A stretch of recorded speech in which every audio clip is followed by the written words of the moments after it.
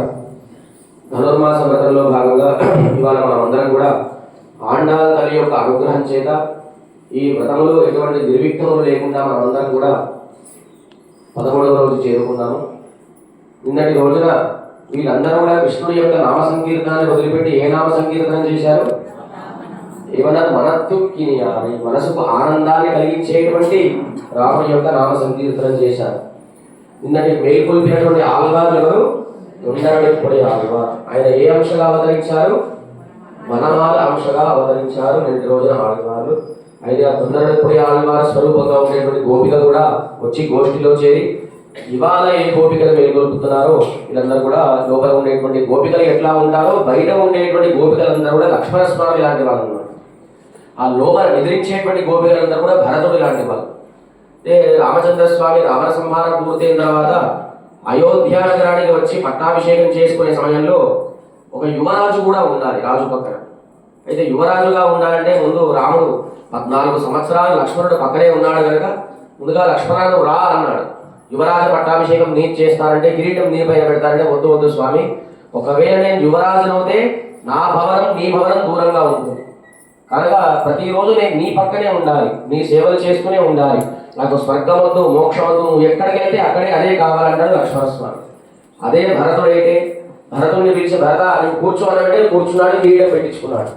అంటే భగవంతుడికి తాను ఏది చేస్తే ఆనందం కలుగుతుందో అటువంటి స్వభావం కలిగినటువంటి ఎవరు? భరతుడు.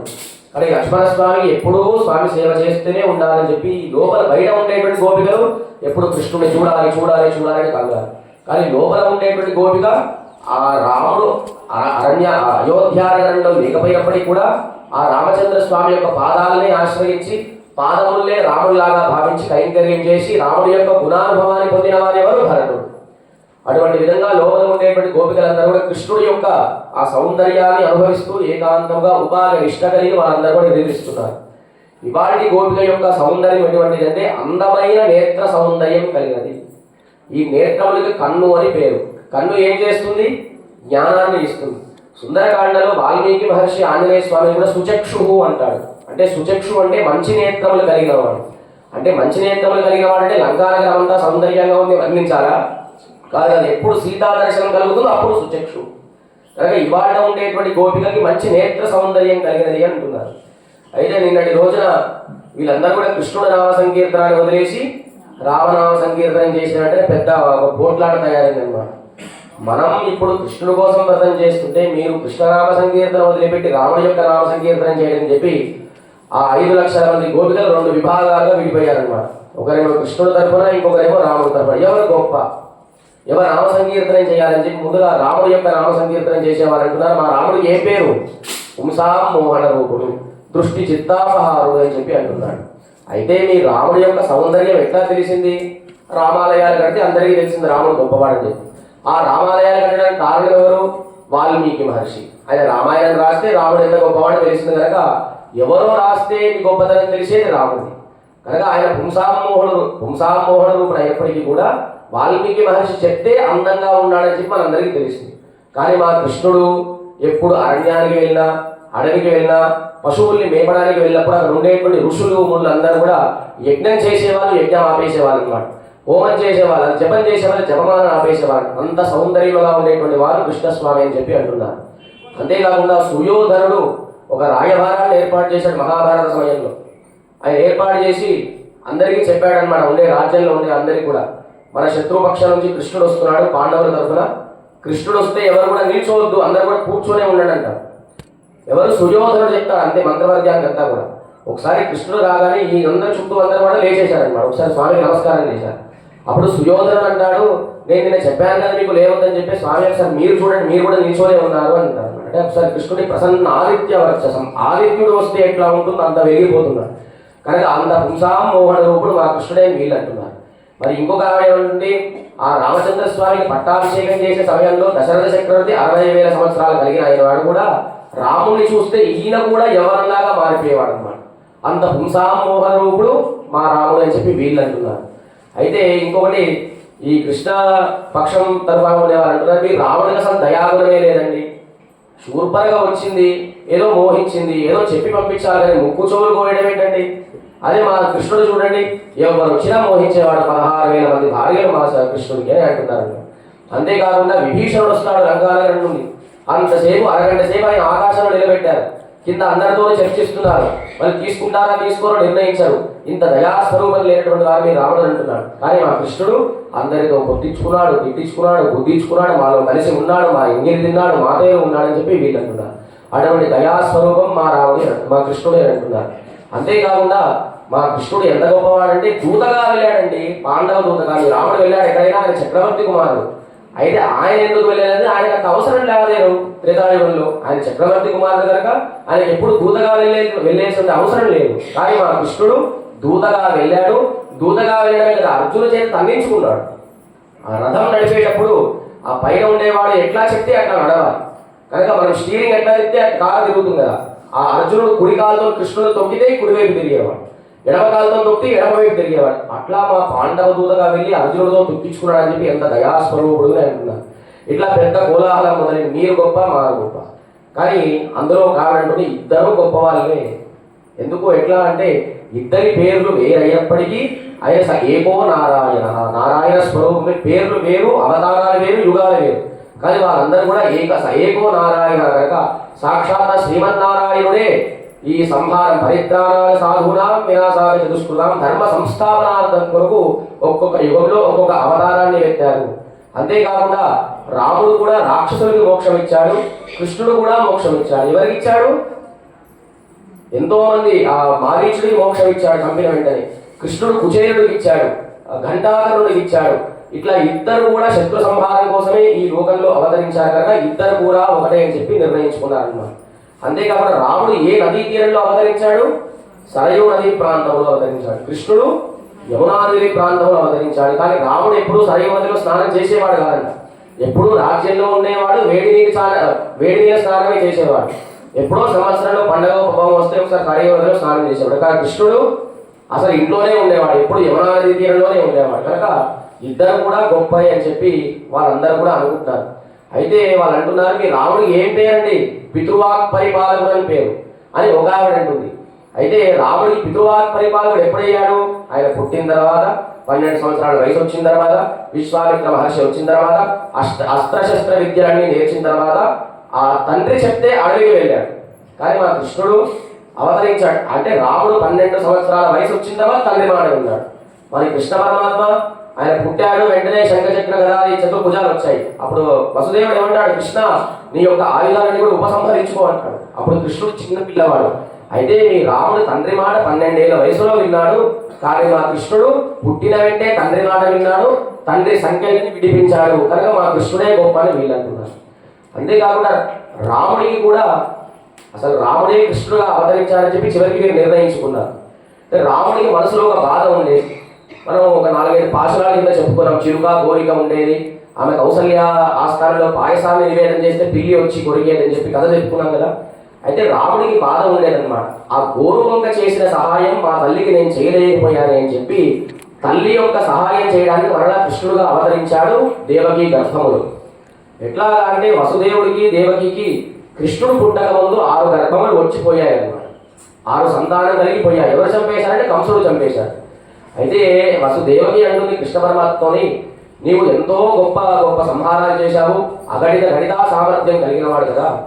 ఎవరో నీతో పాటు చదువుకుంటే పిల్లవాడు సముద్రంలో మునిగిపోయితే వాళ్ళు వెంటనే తీసుకొని వచ్చావు కనుక నాకు పుట్టిన సంతానం కూడా నీవు మోక్షం ఇవ్వాలని చెప్పి దేవి కృష్ణుని ప్రార్థిస్తుంది. అయితే ఈమెకు 6 సంతానం పుట్టినప్పుడు వారిని చంపేస్తాడు కంసుడు.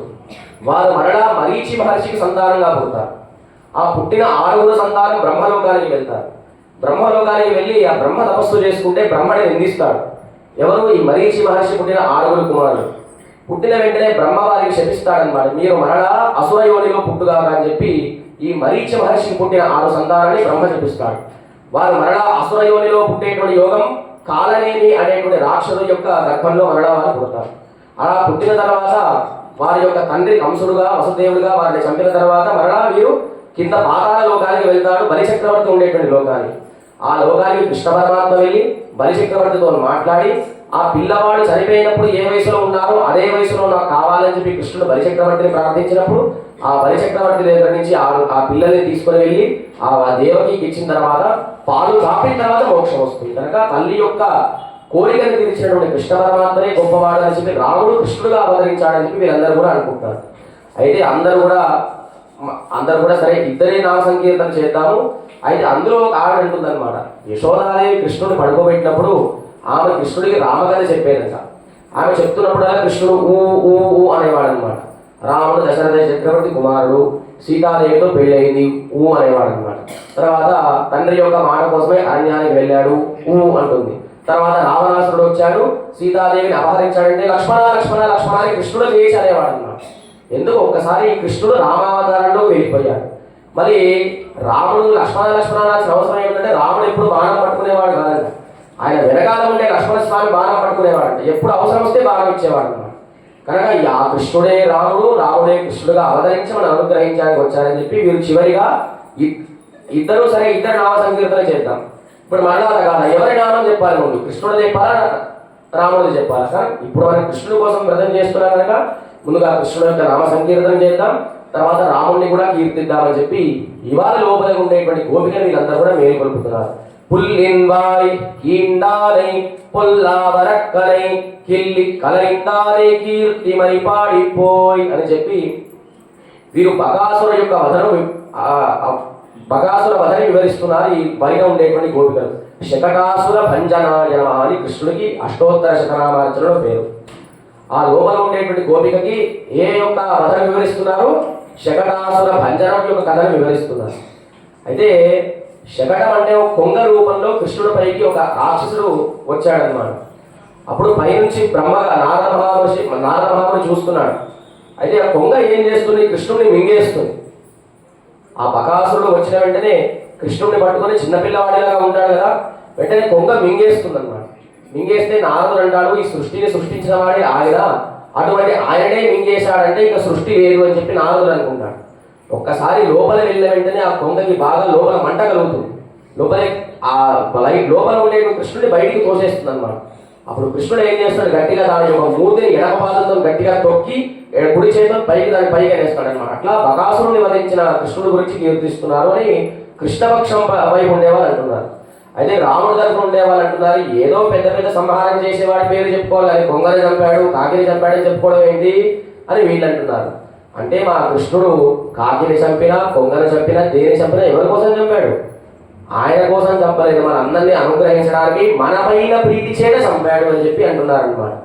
అయితే గోదాదేవి కూడా నాట్య తిరుమడిలో కృష్ణుడు గోవర్ధన పర్వతాన్ని ఎత్తాడంటే అంత పెద్ద విషయం ఏం కాదు, సామాన్యమైన విషయం ఆమె దాంట్లో.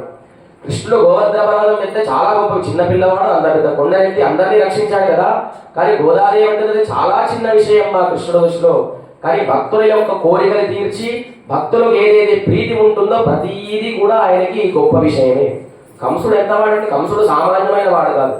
ఎవరైనా వచ్చి కంసుడితోని నీకు బ్రహ్మచేత ఆపద ఉందంటే బ్రహ్మ ఎవడు ఎప్పుడు తపస్సు చేసుకుంటాడంటాడు. నీకు శివుడి చేత ఆపద, శివుడు ఎప్పుడు స్మరణలో ఉంటాడు, ఆయన నన్నే వచ్చి చేస్తాడని అనుకుంటాడు.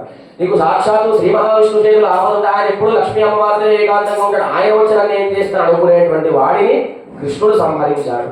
అంటే కేవలం తన సంకల్పం మాత్రం చేతనే అందరినీ సృష్టించాడు. అటువంటి సృష్టించిన వాడు కంసుడిని సంహరించాడు, బకాసురుని వధ చేశాడని చెప్పి ఈ బయట ఉండేటువంటి గోపికలు లోపల ఉండేటువంటి గోపికలతో చెప్తున్నారనమాట. తర్వాత పొల్ల వరక్కరై కిల్లి కలయిందానే కీర్తిమై పాడిపోయి. ఇప్పుడు రాముడి తరఫున ఉండే వాళ్ళందరూ కూడా చెప్తున్నాడు. సీతాదేవి ఎంటుందంట, మా రామచంద్ర స్వామి రావణాసురుడిని గిల్లి పారేశాడని చెప్తుందన్నమాట. రాముడు గిల్లేశాడంటే రావణాసురుడిని గిల్లడం ఎంతసేపు గిల్లుతారు? ఇలా గోరుతో పెట్టి అవతల పడేస్తారు, ఒక సెకండ్ పడుతుంది. కానీ రాముడు ఎన్ని సంవత్సరాలు సుగ్రీవుడితో స్నేహం చేశాడు, కూతురుతో స్నేహం చేశాడు, ఆ గుహుణ్ణి ఆలింగనం చేసుకుంటాడు.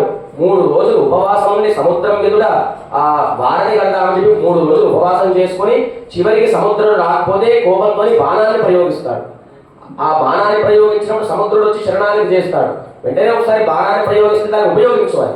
ఒక్కసారి రాముడు బాణ ప్రయోగం చేస్తే అది 1000 యోజనలు దాటిపడుతుంది. కానీ రావణాసురుడు ఎంత దూరంలో ఉన్నాడు? రాముడికి కేవలం 100 యోజనాల దూరంలోనే ఉన్నాడు. అటువంటి ఆయన రావణాసురుడు ఎందుకు సంహరించలేదు అంటే, విభీషణుడు వస్తాడు ఆకాశం నుండి. వచ్చిన తర్వాత రాముడి పక్కన విభీషణుడు కూర్చోబెట్టుకుంటాడు. విభీషణ నేను అరణ్యానికి ఎందుకు వచ్చానో తెలుసా అంటే నీవు సీతాదేవి కోసం వచ్చావని చెప్తాడు. సీతాదేవి కోసం రాలేదు, నీ కోసమే వచ్చానని చెప్పి విభీషణుడితో రాముడు అంటాడు. రాముడు ఎందుకు వచ్చాడండి అక్కడికి? ఎందుకు వచ్చాడు? రావణాసురుతో యుద్ధం చేయడానికి ఒకటి, ఇంకొకటి సీతాదేవి కోసం కాదంటాడు రాముడు. అయితే దశరథ చక్రవర్తికి 353 మంది భార్యలు. ఎంతమంది? 353 మంది భార్యల్లో 3 మాత్రమే పట్ట మహిషులు. మిగతా వాళ్ళందరూ కూడా భార్యలు అన్నమాట, భోగం కోసం అనుభవించడం కోసం. మిగతా 3 మాత్రమే రాణులు, కౌసల్య, సుమిత్ర, కైకేయి. అయితే దశరథ చక్రవర్తి మనసులో బాధ ఉండేదన్నమాట. నాకేమో 350 మంది భార్యలు, అందులో నలుగురే సంతానం అని చెప్పి రాముడికి దశరథ చక్రవర్తి చెప్తాడనమాట. మీ తమ్ముళ్ళని పెంచుకుంటూ వెళ్ళిపోయా అని చెప్తాడు. అయితే నలుగురే తమ్ముడు, రామ, లక్ష్మణ, భరత, శత్రుఘ్నుడు. ముందుగా అరణ్యానికి వచ్చినప్పుడు గుహుడిని ఆలింగనం చేసుకుంటాడు. అయితే గుహుడితో రాముడు అంటాడు, నీవు లక్ష్మణుడికి అన్నలాంటి వాడే ఉంటాడు. అయితే గుహుడు ఏమవుతాడు? అప్పుడు రాముడికి తమ్ముడు అవుతాడు. తర్వాత సుగ్రీవుడితో స్నేహం చేసుకుంటాడు, ఆయన కూడా తమ్ముడిలాగా భావిస్తాడు. తర్వాత విభీషణుడు కూడా నా తమ్ముడే అని చెప్తాడు రాముడు. కనుక తన యొక్క అన్నదమ్ముల సంబంధం పెంచుకోవడానికి అరణ్యానికి వచ్చాడని చెప్పి విభీషణుడితో చెప్తాడు అన్నమాట. అంతేకాకుండా సముద్రపు నుంచి అవతల సాక్షాత్తు శ్రీమన్నారాయణుడు రావణాసురుడు సంహరించాలని తన సంకల్పం చేయడం వైకుంఠంలో ఉంటే సంహరించే శక్తి ఉంది. కానీ ఇక్కడికి వచ్చి తండ్రి మాట కోసం అరణ్యానికి వెళ్ళి పాదుకలు ధరించకుండా తన ఉపవాసాన్ని తన భార్య కోసం ఎంత అవస్థపడ్డాడు అని చెప్పి రావణాసురుని రాముడు గిల్లి పారేశాడని అంటుంది. అయితే ఇక్కడ ఏమంటున్నారు వీరు? కపటపు రాక్షసుని గిల్లి పారేశాడని గోదావరి ఉంటుంది. ఏ రాక్షసుడు? కపటపు రాక్షసుడు అంటే చెడ్డ రాక్షసుడు ఉంటాడు, మంచి రాక్షసుడు కూడా ఉంటాడు. మరి సీతాదేవికి ఎట్లా తెలిసింది మంచి రాక్షసులు ఉంటారంటే, శూర్పణఖ వచ్చింది రామలక్ష్మణ దగ్గర మోహిద్దామని చెప్పిన తర్వాత ఆమె అంటుంది, మా రాజ్యంలో అందరూ మంచివాళ్ళే అండి, అందరూ ధర్మాన్ని పాటించేవాడే, ఒక్కడు మాత్రం మా వంశంలో తప్పకుంటాడండి, వాడే విభీషణుడు, విభీషణస్తు ధర్మాత్మ అండి. అంతేకాకుండా ఈ ప్రహ్లాదుడు ఉంటాడు కదా, వాళ్ళ గురువులందరూ కూడా మా గంధపు చెక్క లాంటి వంశంలో ఒక చిన్న ముళ్ళ లాంటి పిల్లవాడు పుట్టాడు, ధర్మాన్ని పాటించే పిల్లవాడు ప్రహ్లాదుడుగా పుట్టాడని చెప్పి ఆ కాలంలో ప్రహ్లాదుడు సమయంలో చెప్తాడు. ఈ శూర్పణఖ ఏమంటుంది, మా వంశంలో అందరూ ధర్మాత్ములే, రాక్షసుల ధర్మం ఏమిటి? చంపడం, స్త్రీలను అపహరించడం. కానీ మా విభీషణుడు మాత్రం మా వంశంలో తప్పగా పుట్టాడని చెప్పి అంటుంది. అయితే విభీషణస్తు ధర్మాత్మ, ఈ విభీషణుడు చాలా ధర్మాత్ముడు. ఆ విభీషణుడు చెప్పినా నీవు వినలేదంటే నీవు ఎంత మొండివాడివో అని చెప్పి సీతాదేవి ఆ రావణాసురుని పిల్లితోని పోలుస్తుంది. నీచవ శశవ స్పృహ అంటుంది. ఆ పిల్లి కూడా బాధపడుతుంది, చిచ్చి ఇటువంటి వాటితో నన్ను పోల్చారని చెప్పి పిల్లి కూడా బాధపడుతుంది అన్నమాట. అటువంటి రాముడు ఆ రావణాసురుని గిల్లి పారేశాడు అని అంటుంది. అయితే భాస్కర రామాయణం రామాయణం, దాంట్లో భాస్కరుడు అంటాడు రాముడి యొక్క వైభవం ఏమిటంటే, చరణాగ్రమున నీ భుజాదర్పమడచిన ధూర్జటి విలులీల తుంచి వైచి వాళ్ళ పాశమ్మున పడి నిన్ను కట్టిన వాలి నొక్కంబున కూలవేసి అరి నిన్ను జరగొన్న గర్జున పరిగొండ పరశురాముని యాజి భంగపరిచి కడిమయ్యొక్కన కరదూషణాదురుడు 14,000 బారిసమరి హం మహాధరుద్ధరుడ కెగ్గా చరించి హరిహర బ్రహ్మ చక్రాదులైన అతని భగత నిర్ఘాత సంఘాత పాత శాత బాణఘాత హతులుగాక బ్రతుకగలడే. అటువంటి మా రాముడు రావణాసురుని ఆరాధ్య దైవం ఎవరు? శివుడు. అటువంటి శివుడి చేతిలో ఉండే శివధనుర్భంగాన్ని ఏం చేశాడు? ఒక్క సెకండ్లో వీర్చి అవతల పడేశాడు. కానీ రావణాసురానికి పెద్ద విషయం కాదు. తన వాలపాసమున పడి నిన్ను కట్టిన వాలి ఒక్కంబున పూల వేచి, రావణాసురుడి కంటే చాలా బలమైన వాడు ఎవరు? వాలి. అటువంటి వారిని ఏం చేశాడు? ఒక్క బాణంతో చంపి అవతల పడేశాడు. తర్వాత ఈ రావణాసుడికి 10 తలలు 20 చేతులు. అంతకంటే గొప్పవాడి ఇంకొకటి ఉన్న కార్తవీర్యార్జునుడు, ఆయనకి 1000 చేతులు ఉండేవన్నమాట. ఆయన ఒకసారి నర్మదా నదిలో స్నానం చేస్తుంటే అప్పుడే పక్కన రావణాసుడు మట్టితో శివలింగం చేసుకొని పూజ చేస్తున్నాడు అనమాట. అయితే భార్యలందరూ కోరారు, మేము మీతో ఏకాంతంగా స్నానం చేస్తున్నాం కదా స్వామి, ఈ నదిలో ఎవరు స్నానం చేయకుండా నీవు 1000 చేతులు అడ్డు పెట్టి నీళ్లను ఆపేసే అంటాడు అనమాట. ఆపేసిన తర్వాత నీళ్లు ఆపేస్తే రావణాసుడు వచ్చి ఎవరు నీళ్లు ఆపేశారంటే అప్పుడు కార్తవీర్యార్జునుడు కొట్టడు, రావణాసుడు తలపైన ఒక మొట్టికాయ వేస్తారనమాట, తీసి అవతల జైల్లో పడేస్తారు. అటువంటి కార్తవీర్యార్జునుడి రాముడి జయించాడు. అంతేకాకుండా పరశురాముని కూడా జయించాడు. ఎట్లా? పరశురాముడి యొక్క లక్షణం ఏమిటంటే ఇక్ష్వాకు వంశంలో అనేక మందిని చంపాడు, అనేక మంది సంహరించి వారి యొక్క రక్తంతో పితృదేవతలు తర్పణ ఇచ్చేవాడు. అటువంటి పరశురాముని కూడా మా రాముడు జయించాడు. అంతేకాదు 14,000 మంది కరదూషణాదులను అరగంటలో నశింపజేశాడు. కానీ రావణాసుని సంహరించడానికి ఎందుకు ఇంత సమయం తీసుకున్నాడంటే, విభీషణుడు ఏ విధంగా వచ్చి రాముడిని శరణాగతి చేస్తాడో రావణాసురుడు కూడా వస్తాడు వస్తాడు వస్తాడు అని చెప్పి రాముడు ఇంతకాలం ఆగి తర్వాత యుద్ధం చేశాడనమాట. చివరిలో రావణాసురుడు చనిపోయిన తర్వాత ఆ మండోదరి వచ్చి ఏడుస్తుంది, ఎంత దుర్మార్గం పనులు చేశావు, కానీ నీకు మోక్షం ఇచ్చాడు స్వామి, మేము ఇక్కడ ఉంటే మాకెప్పుడు మోక్షం వస్తుందని చెప్పి మండోదరి ఘోరుగా ఏడుస్తుంది. అటువంటి రావణాసురుడు మా రాముడు ఏం చేస్తాడు, గిల్లి అవతల పడేశాడని చెప్పి, అంటే రావణాసురుడు మా రాముడికి పెద్ద విషయం కాదు, తన గోర్లతో గిల్లి అవతల పడేశాడని చెప్పి ఒకసారి రావణ సంహారం అంతా కూడా గుర్తు చేసుకుంటారనమాట. అయితే గిల్లి పారేసిన వారు ఏ దేవత అండి? శత్రువుని గిల్లి పారేసిన వాడు ఎవరు? నృసింహస్వామి. అయితే ఇందులో రాముడిని కీర్తిస్తుంది, ఒకసారి నృసింహస్వామిని కూడా కీర్తిస్తుంది అనమాట. ఎట్లాగా అంటే ఆ హిరణ్యకశిపుడు బ్రహ్మ కోసం ఎన్నో తపస్సులు చేసి బ్రహ్మ ప్రత్యక్షమైన తర్వాత నాకు నేను వాళ్ళ చేత సరిపోవద్దు, ఉదయం సరిపోకూడదు, మధ్యాహ్నం పోకూడదు, అర్ధరాత్రి పోకూడదు, జంతువులతో సరిపోకూడదు, కానీ రెండు మాత్రం కోరుకున్నాడు, నరుల చేత చనిపోవచ్చు, మృగముల చేత చనిపోవచ్చు అనుకున్నాడు. కానీ చివరిలో ఏమైంది, ఆయన నరసింహ రూపాన్ని ఎత్తి గోర్లతో చంపేశాడు అనమాట. అటువంటి హిరణ్యకశిపుణ్ణి తన గోర్లతో సంహరించిన నృసింహావతారాన్ని కీర్తిస్తున్నారు ఇవాళ గోపిక. తర్వాత పిల్లైగలం ఎల్లారం పావైకలం పుక్క. అంతేకాకుండా రాముడు సుగ్రీవుడితో అంటాడు, ఈ సృష్టిలో ఎంతమంది అయితే రాక్షసులు ఉన్నారో వారిని ఏకధాటిగా సంహరించేటువంటి శక్తి నాకు ఉందంటే సుగ్రీవుడు నవ్వుతాడు, నీకు నిజంగా శక్తి ఉంటే మా కోతులతో నీకేం పనయ్యా, మా కోతి సహాయంతోనే అది సీతాజాడ కనిపెట్టింది, మా కోతులతో పని ఏంటంటే నేను సంకల్పించడం లేదు రావణాసుని సంహరించడానికి, ఒకసారి సంకల్పించాలంటే వాడు వెంటనే చనిపోతాడని చెప్పి ఎదురు చూశాడు శరణాగతి కోసం. అటువంటి రాముడిని నృసింహుడిని కీర్తిస్తున్నారు వాడి భాషలో. పిల్లై ఎల్లారు పావాయికలం పుక్క. అమ్మ పిల్లలందరూ కూడా వచ్చారు, పిల్లలంటే అందరూ కూడా గోపికలందరూ కూడా వచ్చారు. గోపికలందరూ కృష్ణుడు ఉండేటువంటి కాలక్షేమ స్థానానికి వెళుతున్నారు. ఏ స్థానం అది? కాలక్షేమం అంటే ఏంటి తెలుగులో? అంటే టైంపాస్ కాదు, కాలక్షేమం అంటే భగవత్ కళ్యాణ గుణాల్ని ఉపన్యాసంగా చెప్పేటువంటి స్థానాన్ని కాలక్షేమ స్థానం అంటారు. అటువంటి స్థానానికి ఎవడు రావడానికి కూడా భయపడతాడు అనమాట. అటువంటి స్థానంలో కృష్ణుడు ఉంటే మనం అందరం కూడా ఆయన పొందడానికి వెళ్తున్నామని చెప్పి వీరందరూ కూడా పోదరి కన్నిలాగా చెప్పి ఇంకొన్ని గుర్తులు చెప్పారు. వెళ్ళి ఎరంద వ్యారమురంగిత్, శుక్రుడు ఉదయించాడు, బృహస్పతి అస్తమించాడు అని చెప్పి ఆ కాలంలో, ఇప్పుడు మనకు సూర్యుడు ఉదయించాడు, చంద్రుడు అస్తమించాడని చెప్పాడు. ఆ కాలంలో గోదాదేవి ఏం చెప్పింది? శుక్రుడు ఉదయించాడు, బృహస్పతి అస్తమించాడు అని. శుక్రుడు ఎవరి గురువు? రాక్షసుల గురువు శుక్రాచార్యుడు, దేవతల గురువు బృహస్పతి. అయితే ఈ శుక్రాచార్యుడు ఏం చేశాడంటే ఆ రాక్షసుల మీద ఒకసారి కోపం చేత వాళ్ళని వదిలి వెళ్ళిపోయాడు. ఇదే సమయం అనుకుని దేవతల గురువు బృహస్పతి ఏం చేశాడంటే శుక్రాచార్య రూపంలో వచ్చాడు వాళ్ళ దగ్గరికి. అయితే రాక్షసులు కూడా దేవత స్మరణ చేసేవారు అనమాట. వారిలో అంతా కూడా నాస్తికవాదాన్ని పెంపొందించి దేవతలు రాక్షసులు సంహరించేలాగా వారిలో మనోభావాన్ని కల్పించాలని చెప్పి ఈ బృహస్పతి శుక్రాచార్యుడుగా మాయారూపంలో వచ్చాడు. అయితే అసలైన శుక్రాచార్యుడికి ఏంటంటే మృత సంజీవిని విద్య బాగా తెలుసు. ఎవరైతే చనిపోతారో వాడికి వెంటనే సంజీవిని పర్వతాన్ని ఇచ్చి బ్రతికించేవాడు అనమాట. అటువంటి అజ్ఞానంతో ఉండేటువంటి శుక్ర నక్షత్రం, బృహస్పతి నక్షత్రం, జ్ఞానోదయమైనటువంటి నక్షత్రాలు రెండు కూడా ఉదయిస్తున్నాయి.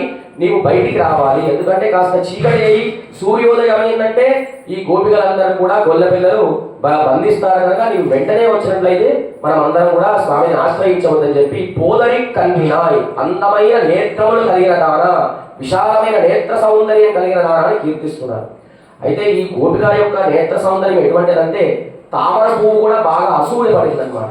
ఇంతవరకు నా నేత్రములే చాలా సౌందర్యంగా ఉన్నాయంటే నా నేత్రములకు పోటీంచేటువంటి మంచి నేత్ర సౌందర్యం ఇవాళ గోపికది. పోదరి కన్నినాయ్, పోదు అంటే తామర పుష్పం, అరి అంటే తుమ్మెద. అందమైన తామర పుష్పం మధ్యలో తుమ్మెద ఉంటే ఎట్లా ఉంటుంది? అంత అందమైన తెల్లని గుడ్డులో నల్లటి తుమ్మెద లాంటి కళ్ళు ఇవాళ గోపికది. ఆ అందమైన చిన్న లేడి పిల్ల యొక్క నేత్ర సౌందర్యం ఎట్లా ఉంటుంది? అంత అందమైన నేత్ర సౌందర్యం కలిగినది అని చెప్పి పోదరి కన్నినా, నీవు లేచి రావాలి అంటే. ఇప్పుడు ఆంజనేయ స్వామి శ్రీరంగంలో కూడా వైకుంఠ ఏకాదశికి అక్కడ రంగనాథ స్వామికి మోహిని అవతారం అనేటువంటి అలంకారం చేస్తారు. ఏ అవతారం? మోహిని అలంకారం చేసిన తర్వాత అక్కడ అర్చక స్వాములు, అంటే అంతకాలంలో ఆ కాలంలో రంగనాథ స్వామి అర్చకులతో మాట్లాడేవాడు అనమాట. మాట్లాడేటప్పుడు చూడు నా పరాశర భట్టర్, మీ అమ్మవారి యొక్క అలంకారాన్ని నేను ధరించాను కనుక నేను మోహిని అవతారం స్త్రీ రూపమే కదా, మీ లక్ష్మీ అమ్మవారు బాగుందా నేను బాగుందా అని చెప్పంటే ఆయన చిక్కులో పడతానన్న. పడినప్పుడు స్వామి ఇద్దరు కూడా అందంగా ఉన్నారు, కానీ మీలో ఒక లోపం కనిపిస్తుందండి. మీ నేత్రములలో దయాగుణం లేదు, కానీ మా అమ్మవారి యొక్క నేత్రంలో పరిపూర్ణ దయాగుణం ఉంది అని అంటారు. అమ్మవారి యొక్క నేత్రములకు ఏం పేరు అంటే అసితేక్షణ అని పేరు. అయితే మొట్టమొదటి ఆంజనేయ స్వామి ఎప్పుడు రాముడు సీత సీత సీత అంటాడు ఏంటండి. మా సుగ్రీవుడు చూడండి భార్యను వదిలిపెట్టాడు, హాయిగా కొండ ప్రాంతంలో హాయిగా ఉంటున్నాడు.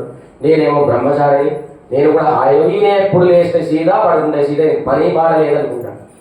ఒక్కసారి ఆంజనేయ స్వామి లంకానగరానికి వెళ్ళి అశోకవనంలో సీతా అమ్మవారిని చూసిన నేత్ర సౌందర్యం చూసిన తర్వాత రాముడిని తిడతాడు. అసలు నిజంగా ఇంతకాలం సీతాదేవిని వదిలి రాముడు అసలు ఎట్లా జీవించి ఉన్నాడు, అసలు జీవించకూడదు అని చెప్పి కాస్త దూషిస్తాడు అన్నమాట. అటువంటి ఆయన ఎందుకు అటువంటి నేత్ర సౌందర్యం కలిగింది. అయితే సీతాదేవి ఏముంటుంది ఆంజనేయ స్వామితోని, రాముడు ఇంకా రాకపోతే నా శరీరం ఇంకా నెల రోజులు మాత్రమే ఉంటుందని చెప్పాడు. ఈయన వెళ్ళిన తర్వాత సముద్రం దాటిన తర్వాత రావణాసు ఊరికే రాముడు ఏమంది సీతామ్మవారు మా సీతామ్మవారు ఏమైంది ఏమైంది చెప్పారు కదండి, ఊరికే ఎన్నిసార్లు ఆడగానే నీకు ఆంజనేయ స్వామి అసలు చికాకు పడేవాడు. చెప్పి ఏమన్నాడంటే మీరు ఇంకా రాకపోతే ఒక నెల రోజులు మాత్రమే ఉంటుంది అని అంటాడు. అయితే రాముడు అంటాడు మీ సీతామ్మవారు చాలా గొప్పదయ్యా, ఆమె నెల రోజులు ఉంటుందేమో, ఒక్క క్షణం నేను చూడకపోయినా ఆమె ఉండలేదు. అంటే సీతాదేవి ఒక నెల కాకపోతే ఇంకొక నెల ఉంటుంది, కానీ నేను ఒక క్షణం కూడా ఉండను రాముడు అంటాడు. అట్లా అనుకుంటే ఇద్దరు కూడా 10 మాసాలు దూరంగా ఉన్నారు. నేనేమో ఆయన లేకపోతే నేను లేదంటుంది, సీతామ్మవారు రాముడు లేకపోతే నేను లేదు. ఎందుకంటే సీతా హృదయంలో రాముడు ఉన్నాడు, రాముడి హృదయంలో సీతాదేవి ఉంది. అంటే 10 మాసాలు దూరంగా ఉన్నా ఆయన హృదయంలోనే భావించి ఉందని చెప్పి సీతాదేవి యొక్క నేత్ర సౌందర్యాన్ని వర్ణిస్తాడు. ఆమె అసితేక్షణ అంటే తామర పుష్పాల వంటి రేకులు కన్నుల కలిగిన లాంటిది. ఆ లేడీ ఎంత అమాయకంగా శత్రువు వచ్చినప్పుడు అటు ఇటు కంగారుగా చూస్తుందో సీతాదేవి యొక్క నేత్ర సౌందర్యం అటువంటిదని చెప్పి ఇవాళ గోపిక యొక్క నేత్ర సౌందర్యం కూడా అటువంటిది అసితేక్షణ లాంటిదని అంటున్నారు అన్నమాట. పోదరి కన్నిరాయ్ కులిల కుడైందు నీరాడాలి. 6, 7వ పాసరంలో ఏం చెప్పారు, పక్షులు కూస్తున్నాయి. 7వ పాసరంలో పక్షులు ఆహారానికి వెళ్తున్నాయి. ఇవాళ పాసరంలో పక్షులు లేచి ఆహారానికి వెళ్ళి ఆకాశ మధ్య భాగంలోకి వెళ్ళిపోయాయి. పక్షులు మధ్య భాగానికి వెళ్ళాయంటే సూర్యుడు ఉదయించాడు, తెల్లవారైందని చెప్పి ఇంకో గుర్తు చెప్పారన్నమాట. పల్లి ఇడత్తియో పావాయి నీనన్నారాలు. మేమందరం కూడా స్నానం చేసి కృష్ణ విరహంతో నామ సంకీర్తన స్నానం చేస్తూ మిమ్మల్ని ఆశ్రయిద్దామని వెళ్తున్నానని చెప్పి నీవు కపటపు నిద్రను వదిలి మాలో చేరు అని చెప్పి ఇలాంటి గోపికలందరూ కూడా లోపల ఉండేటువంటి గోపికని మేల్కొల్పిన వెంటనే ఆమె వచ్చి గోష్ఠికి చేరుతుందన్నమాట.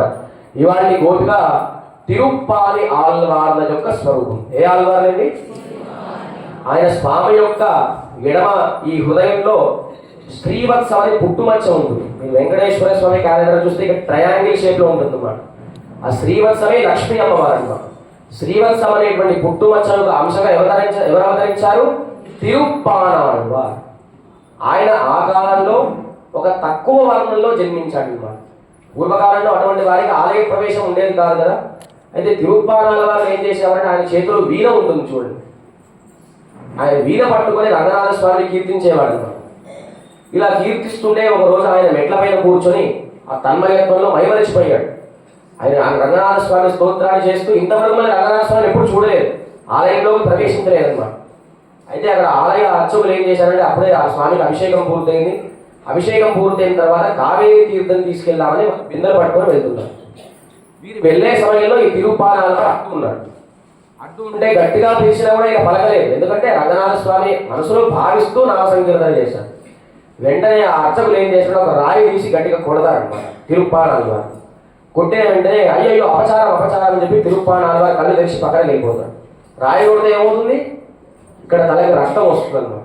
వీళ్ళు లోపలికి వెళ్ళి చూసిన తర్వాత రంగనాథ స్వామి తలపై రక్తం కలుగుతుంది. అయ్యో ఇదేంటి అంటే ఆయన నా భక్తుడు, నా కోసం నామ సంకీర్తన చేసుకున్నాడు, ఏం చేయాలి రంగనాథుని రక్తం తగ్గాలంటే తిరుప్పానాళ్వార్ ఎక్కడైతే ఉంటాడో ఆయన ఆలయంలోకి తీసుకుంటాడని చెప్పి ఏ అర్చకుడైతే రాయి పెట్టి కొడతాడో ఆయన పంపిస్తాడు.